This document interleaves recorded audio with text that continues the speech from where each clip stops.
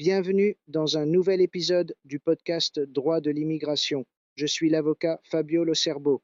Aujourd'hui, nous analysons une décision du tribunal administratif régional du Latium, section première terre, publiée le 23 février 2026, relative à une affaire inscrite au rôle général numéro 4952 de 2025.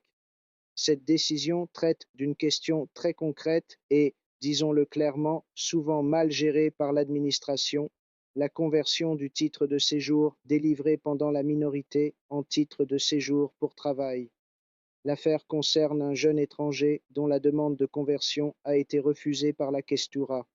Selon l'administration, il n'avait pas participé pendant au moins 2 ans à un programme d'intégration sociale et ne disposait pas de l'avis prévu par l'article 32 du texte unique sur l'immigration. Le tribunal intervient de manière nette et clarifie le cadre juridique.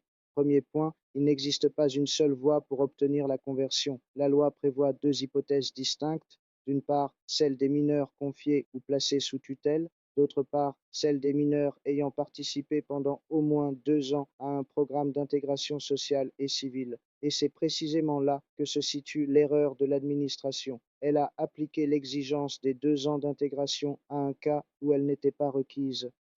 Deuxième point, encore plus important en pratique, l'avis du comité pour les mineurs étrangers est obligatoire, mais il n'est pas contraignant. Et surtout, il ne peut pas constituer un obstacle automatique au refus. Le tribunal le précise clairement, le retard ou l'absence de cet avis ne peut être imputé au demandeur. Au contraire, c'est à l'administration qu'il appartient de l'acquérir d'office dans le cadre de la procédure administrative. Dans le cas concret, le requérant avait également démontré un véritable parcours d'intégration avec un emploi régulier et une documentation actualisée.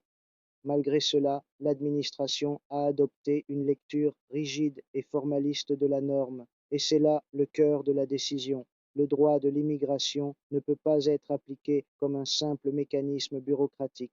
L'administration doit procéder à une évaluation concrète en exerçant son pouvoir discrétionnaire selon des critères de raisonnabilité et de proportionnalité. Le tribunal a donc accueilli le recours, annulé le refus et ordonné à l'administration de réexaminer la situation en acquérant d'office l'avis et en vérifiant l'existence des conditions pour la délivrance du titre de séjour, y compris sous une forme différente. Cette décision réaffirme un principe fondamental: l'étranger ne peut pas subir les conséquences des dysfonctionnements administratifs. C'est à l'administration de garantir le bon déroulement de la procédure dans le respect de la loi. Et lorsque cela n'est pas respecté, le juge intervient. Merci d'avoir écouté cet épisode du podcast Droit de l'immigration. À bientôt.